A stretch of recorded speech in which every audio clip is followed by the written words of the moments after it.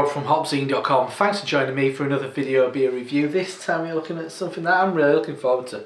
It's a bottle of Emelisse from Campland in the Netherlands. It is a bottle of their white label Imperial Russian Stout, Caol Ila, barrel aged, 11% ABV.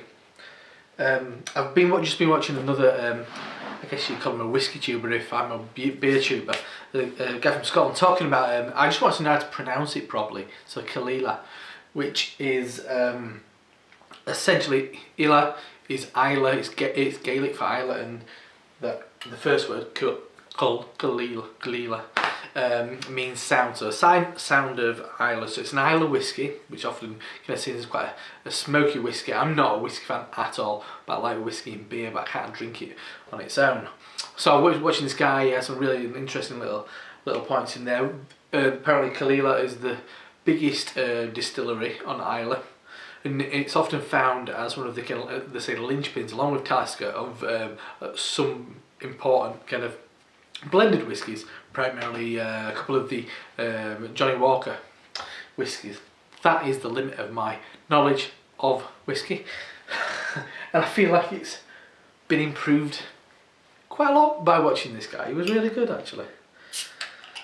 So big thanks to the good man Andy Parker, Tabamatu on Twitter, Elusive Brewing, Graft Beer Reviews, so I can't remember what Craft Beer it might be is I think his blog is, I can't remember, but yeah, Elusive Brewing, and he's started to do a bit of cuckoo brewing and he's fantastic. An award-winning home brewer himself. He gave me this last time I saw him, which was at when he launched his Nelson Saison at the most recent Twist Up in Macclesfield. So yeah, they're saying this Caol Ila is one of the lesser kind of spoken about distilleries on Isla, opposed to something like Lefroy, which is very kind of highly revered, but it doesn't make it any less impressive.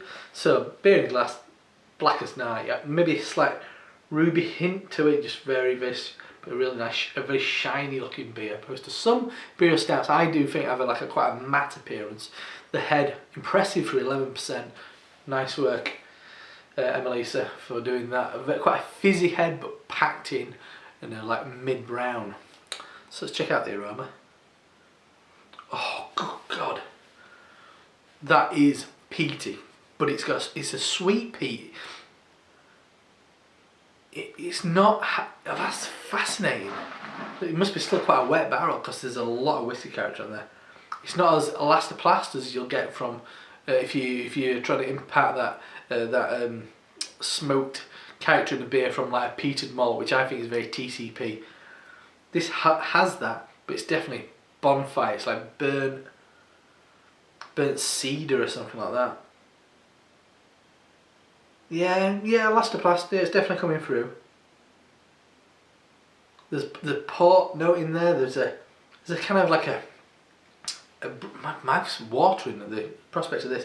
And I said I'm not a whiskey fan, but that smells remarkable.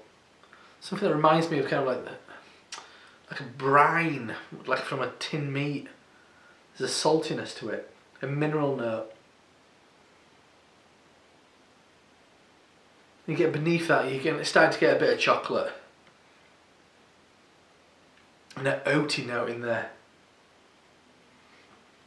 Definitely some kind of, it's very woody as well. Not oaky though. More like a freshly cut pine. A big old beer though. Oh, it's got so much whiskey character on the nose. I'd love my mate Terry Kay to try this. Wow, I'm 5 minutes, talking to Terry Kay, I'm 5 minutes in, I haven't even touched this beer. It smells incredible, got a big whiskey note in there. Ooh. Anyway, let's dive in. Cheers Andy. Let's dive in.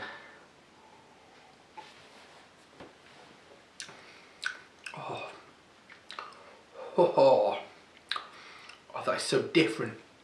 Absolutely lovely though. When I drink beers like this, I start thinking, could I like whiskey? and I try a bit, I don't like it. It just makes me go.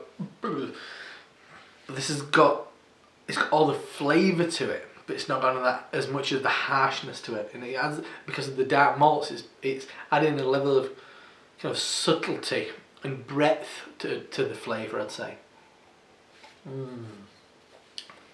Not a massive body to it, but a good amount. Higher side of middle, lower side of kind of like full.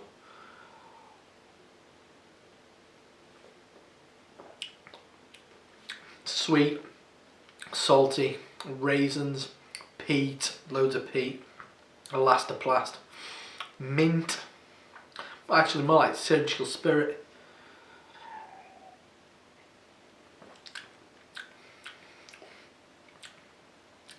There's like a sweetness grows out of it, like a really intense espresso. Then now it's softening out, becoming a lot more floral. The warmth of the whiskey is coming back now. Smooth. Fiery, like a burning fire actually, opposed to a dampened fire. One thing I'm getting is a lot of really intense dark chocolate, coupled with, reminds me of a really, like if you made a Cadbury's crunchy out of the dark, it's like 95% cocoa chocolate, really intense bitter chocolate, but then that really, it's got a real charred caramel, burnt sugar now in there, and that lasts, and that's a lovely flavour. Once again, I'd say coupled with that smoky note from the whiskey, it does linger at the back end. It kind of prickles. It's got a kind of like a mild chipotle chili effect for me anyway, because they're getting the smokiness and the sweetness to it, and the warmth. Wow, that's got a lot of whiskey character in it. But as I said, it's taken off those edges that whiskey would bring. This is as close to what I'm going to get to as enjoying a big old glass of whiskey. Bloody hell, if you had that much, you'd be in bed in no time. Be in hospital maybe. Well, maybe not quite. I would if I had that much. But because it's a beer, pulling the ABV down, as I said, giving a bigger flavour, a wider flavour to it. Because you've got all those whiskey notes, which are being complemented beautifully by a brilliantly selected grist of dark malts, which has got a really charred note. But still, it's charred and dry, then sweet and juicy at the back end. Fascinating stuff. Unlike anything I've ever had. I've had a number of whiskey barrel aged beers. This is a really different, even compared with some of the Islay ones I've had. So because it's quite prominent, but it doesn't have the burn, but it has all the flavour. And I said, once again, filled out by those roasted malt characters. Lovely stuff. Big thanks, Andy, for sharing this bottle with me. It is a bottle of Emelisse from the Netherlands. White label, Imperial Russian Stout, Caol Ila, barrel aged, 11% ABV.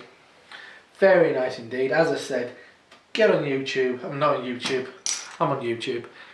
Get on Facebook, Twitter, Elusive Brewing. Keep track of Andy Parker's brewing, because he's a very talented guy, and he deserves all your support. He gets all my support anyway. Anyway, I'm Rob from HopZine.com. Something different from me, but I'm loving it. I'll see you next time. Cheers.